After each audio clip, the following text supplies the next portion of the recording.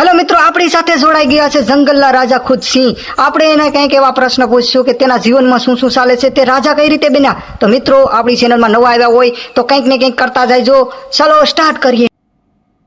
પેલા તો જંગલના રાજા, તમે અમારી ચેનલમાં આવ્યા નાના માણસોની, તો તમારો પેલા તો ખૂબ ખૂબ આભાર. તમે એવડા રાજા છે ને અમારી ચેનલમાં આવ્યા. તો પેલો પ્રશ્ન એ છે આપણા દર્શક મિત્રોનો કે તમે આ કેમ પાનુડી, તમે જંગલના રાજા કઈ રીતે બન્યા? પણ જગદીશભાઈ, ગામ આખાને ખબર છે કે હું જંગલનો રાજા છે, પણ મને જ નથી ખબર કે હું રાજા છે. મને જંગલમાં કોઈ માન સન્માન જ નથી. મતલબ તમને ખબર જ નથી કે તમે રાજા છે? વાહ, આ નવીન વાત છે ભાઈ, જાણીને મજા આવી ગઈ. તો બીજો પ્રશ્ન આપણો એ છે પબ્લિકને જાણવું કે તમારામાં સગાઈયું થઈ જાય કે હજી વાંઢા રખડે કોઈ? પેલા બધું સારું હતું, પણ હવે છે ને નથી દેતા હાળા. ઓહો, તો અમારા જેવું જ છે એમ ને? હા તો વાંધો નહીં, હાલો સગાઈની વાત તો મૂકવો, પણ તમારામાં લગન બગન થઈ જાય પછી તમારી બાયું ખીજાય શું લાગે? ખીજાવાની ક્યાં કરો, મારી લે, ગોબા ઉપાડી લે.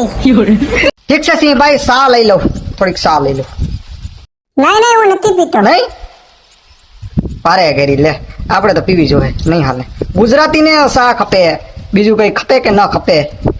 એવું નથી, હું પણ પીતો. લગન પહેલા બહુ પીતો, પછી લગન પછી મૂકી દીધી, કેમ કે બાયડી છે ને જંગલમાં વરસાદ ને હોય એટલે લાકડા હળગે નહીં, ને પછી બાયડી ને ધવાડો લાગે એટલે ગરમ થાય ને ખોટી માથાકૂટ કરે, એના કરતા મેં મારી રીતે જ મૂકી દીધી.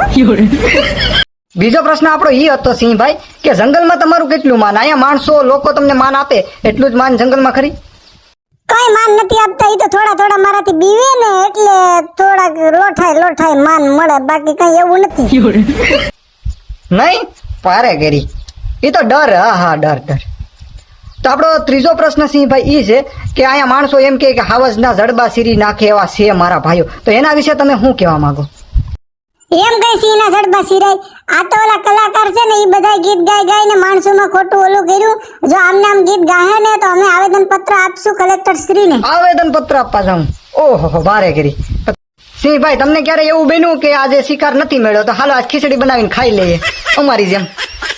ખીચડી તો નહીં, ક્યારેક ઉંદેડીમાં કામ હલાવી લેવું પડે. સિંહભાઈ, મેં સાંભળ્યું કે તમારા પણ ઇલાકા હોય, તો તમારા ઇલાકામાં બીજા આવી જાય તો શું કરો તમે? એવું નથી, ઇલાકા નો હોય તો અમારા દાદા એ 500 વીઘા જંગલ અમારા નામે કરીને ગયા હોય તો એમાં અમારે રહેવાનું હોય ને કાયદેસર રહેવાનું હોય, અને જો કોઈ કાયદો ભંગ કરે તો ગોબા ઉપડી જાય. વાહ, આને એટલે તમને બધા સિંહ કે વાહ ભાઈ વાહ. હવે અમારામાં એવું છે કે સગાઈ કરીએ ત્યારે સરકારી નોકરી ને એવી ડિગ્રી માગે, તમારામાં એવું કઈ હોય? અમારે એમ ડિગ્રી તો ન જોઈ, પણ અમારી દાઢી જોઈ. જેની દાઢી મોટી હોય ને એનું વેલું હેર ગોઠવાય જાય, ને જેની દાઢી નાની હોય એને થોડુંક વાર લાગે. પણ તમારી પત્ની ક્યારે એમ કે આવી એવડી દાઢી હું રાખી ને તમારે દાઢી કરાવી નખાય ને એવો કઈ પ્રશ્ન આવે તમારામાં? આમાં એવો પ્રશ્ન તો આવે, પણ અમારે પછી જંગલમાં તો કોઈ હોય નહીં દાઢી કરે એવો, ને ગામડે જાય તો પછી પબ્લિક બધી ઉલટ પુલટ થઈ જાય.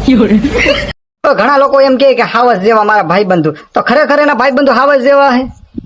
હા તો હોય એટલે લેતા હોય મારી સામે. જો એના ભાઈબંધુ હાવજ જેવા હોય તો મારો એક પંજો ખમી લે હે. એમ છે આયા કોઈ દી સિંહ ન બને, વાતું કરે, ઘરમાં 1.5 ગ્રામ ખીચડી ખાઈને હુઈ જાવ.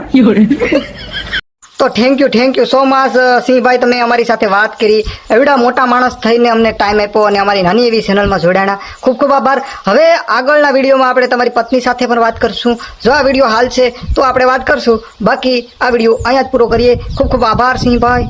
મને પણ તમને મળીને બહુ આનંદ થયો જગદીશભાઈ. આમે મને કોઈ બોલાવે નહીં જંગલમાં, તો માણસોમાં થોડુંક મારું માન છે. તો ફરી મળીએ.